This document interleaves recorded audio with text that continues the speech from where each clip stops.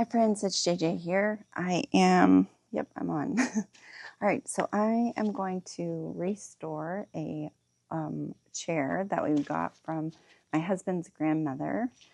That I really love this chair, but I recently redid a desk of mine for my office, and I want this chair to match the wood. So I am going to do, I am not a pro at this by no means, but I know someone who is. So I phoned a friend. I phoned my mama, and she gave me some advice on what I need to do. So hopefully I can repeat what she instructed me to do. But one thing for sure she always tells me is before she starts any project, especially with her remodeling or refinishing, she always prays. And so that, my friends, I think is the key ingredient. Pray first and ask your Heavenly Father to help you establish the work of your hands. So we have done that. Now we're going to tackle this chair. Living life on the R5. Hello, JJ.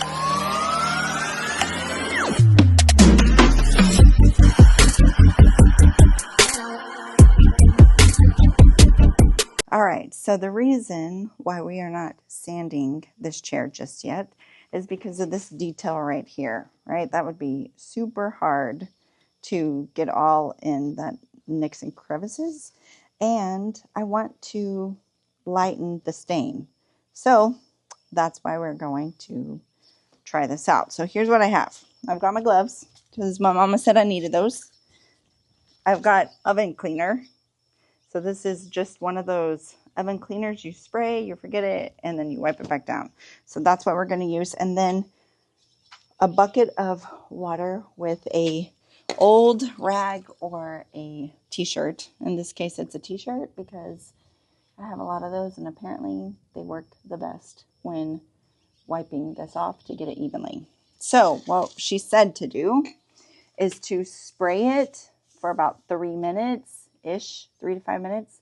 When you notice that the stain is coming off, you're going to wipe it with the wet cloth, and that should help lift the stain. But before I try to do all of this, because I am going to have to cover it, I'm going to do the legs. So let's start there. I'm just going to kind of wipe this down. Some of the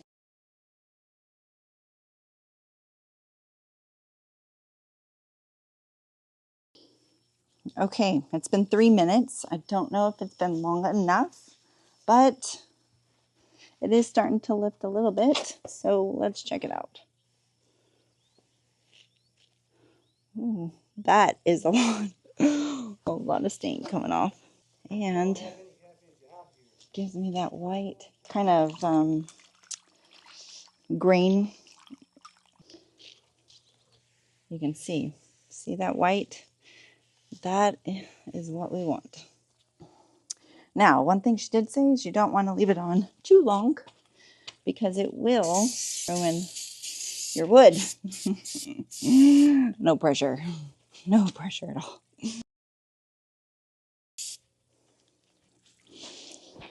All right, I'm going to go ahead and wipe this one because wasn't our first one.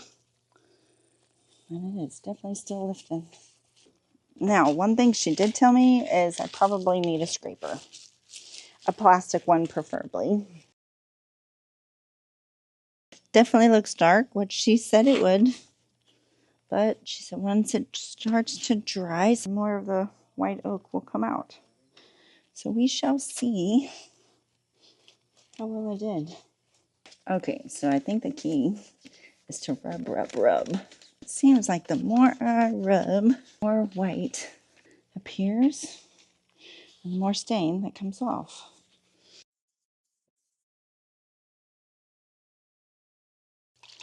I know my mom would be freaking out right now that I'm not covering this seat somehow. And I'm kind of wishing I had at this point. But it's all right, because my next video will be how to get stains out of a seat. All right, now we wait, let it dry. Okay, so for this next step, we removed all of the varnish off of, and pretty much a lot of the stain off of the chair. But for day 2, because we did have to let it dry fully, which actually didn't take that long, surprisingly. But for the next step, because it wasn't as light as I wanted the chair to be, of course I phoned my mom and she told me about a new step or another process that I could do, which would kind of bleach out and lighten the stain or lighten the chair back to its more of its original color. So what I did was, one thing for sure was I needed to make sure all the varnish was completely off of the chair, which the oven cleaner really did work wonders. The key, I think, is to, when I had my cloth, is to cut it up in smaller sections so that it's not, when you're wiping it down, you're not having to hold on to this other part that may have stain on it to remove the stain from the chair. So once I did that, I let it dry. Then I took just a regular container with a painter's brush and poured regular bleach, regular household bleach in it straight. The key for this step, though, is one, you make sure the varnish is off. What you want to do is just kind of make sure that the brush is not so saturated. You want to definitely coat the chair, but you don't want to make it oversaturated that it runs. And cover your ears, Mom. Again, I did not tape off the cloth part. That is not recommended. I definitely don't recommend that. I recommend what most probably professionals would do and tape off everything that you don't want the bleach to hit. But I didn't do that. So, and thankfully, prayerfully, it worked out to my benefit. Saved me a whole step. And so once I had everything on, and I kind of, if I did get it too heavy, I would just go over it with a cloth to kind of absorb some of the bleach. But once I fully got everything covered on the wood with bleach, I laid a towel out on the grass, set the chair out in the full sunlight for a good probably 5 to 8 hours, I would say. I mean, it was for the majority of the rest of the day until we went to the rodeo last night. So before we left, I forgot, and Bud actually removed the chair and stuck it inside for me. Thank you, Jesus, for my better half.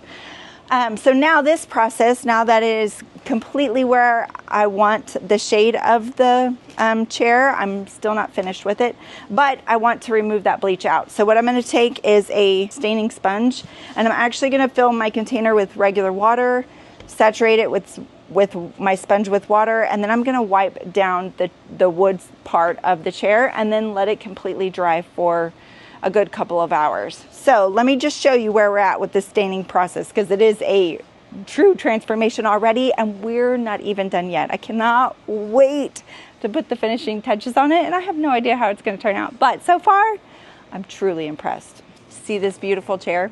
Doesn't look like what it used to, right? And again, you don't really see anything too crazy on the cloth part, but I just love how much the detail of this rose or flower has really stood out now that it's not so dark.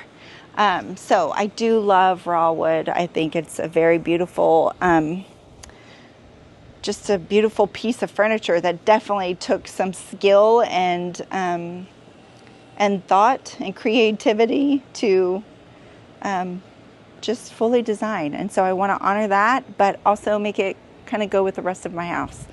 All right, so here's where we're at. We're going to go ahead and get the water on the rest of this wood to kind of dilute and dye out the bleach, or to remove the bleach as best as we can without covering this beautiful cloth. Okay, so we have our chair. I've got my water and my sponge. Wear my gloves, of course, because once this touches, it will be touching bleach. So let me start. I'm going to start on the legs so things run down. And I do have just a regular old towel just in case things start going in places that I don't want it to go, and I can maybe hopefully prevent it. My cloth is not completely saturated. I mean, saturated, but I have squeezed out the water mostly just so that I'm just kind of giving it a good wipe. I love these stainings. Any kind of staining project that I do, I typically will use these sponges. We just about stained everything in our house when we were finishing out, and we went through a lot of these suckers. But so we of course always have them on hand because you never know what you're going to be staining, and we are kind of DIYers, so we like to try to see if we can do it first before we call in the professionals to help us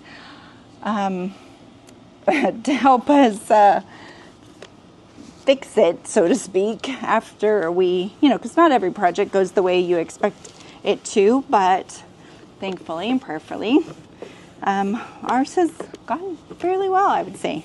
One truly important advice, I think, on when you're doing anything, whether it be stain or, of course, in this step process, bleach, you want to make sure you are outside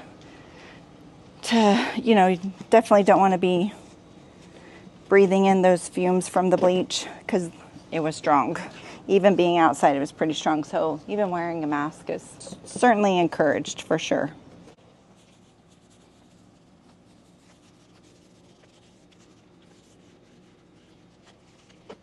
One thing you will be able to see soon is some of these white specks within the wood that's really starting to dry it out. That's what we're looking for. That's what I'm looking for. I want it to highlight certain areas, and I'll probably go over it with maybe a white wax finish to kind of accentuate those areas. Not sure if you can really look and see, but I will definitely take some pictures and zoom in on this so that you can see what I'm referencing. Any DIYers out there? Who else enjoys a good challenge when it comes to woodworking furniture? I'm a newbie for sure. Such a newbie at this. But when we were finishing out our home, we kind of, well, in my eyes, bit off more than we could chew in the beginning, what we thought. But thankfully, over time, we were able to have people just kind of come alongside us and help us, whether it be giving advice or helping us pick out certain things or just helping us come and complete a project. I mean, we've had people come in and help us stain, help us paint. Really, it's been a team effort, so I'm so thankful for that. And again, we are just learning a little bit day by day. But I certainly love this kind of thing. Kind of gives me just, I don't know, it's peaceful, it's enjoyable, and seeing something old turn new again, but at the same time, keeping it at its kind of core of what it was intended, and but just giving it that fresh outlook. I don't know, just there's something about it that's just really beautiful. All right, well, I think I have this pretty much wiped down pretty good. So I'm gonna let this dry out in the sun again.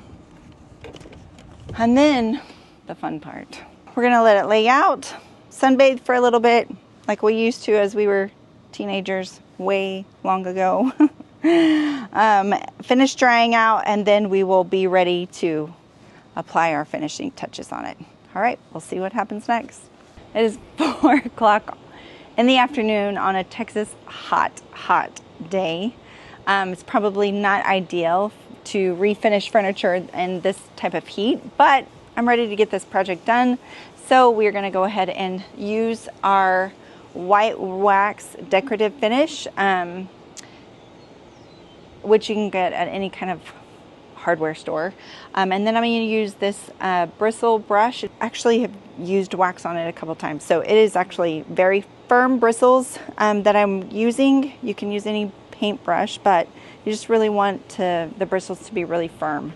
So this is what I'm using. We're going to start from the bottom up, work our way up, and just kind of highlight those details in this furniture so that we can be done and see the final product. All right, here we go.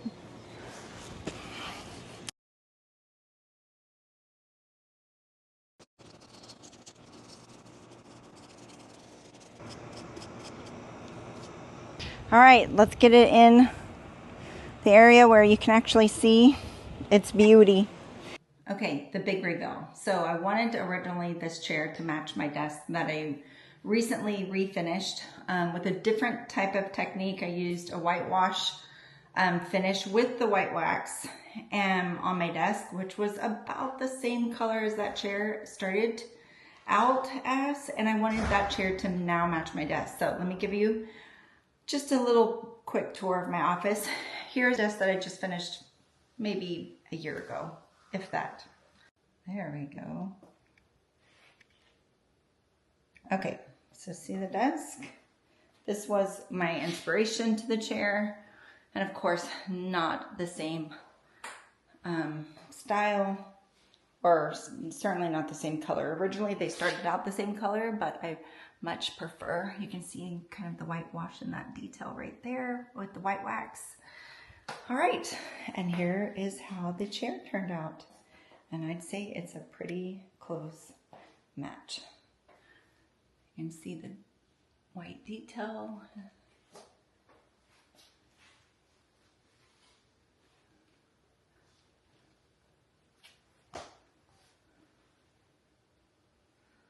There you have it, folks. Win-win.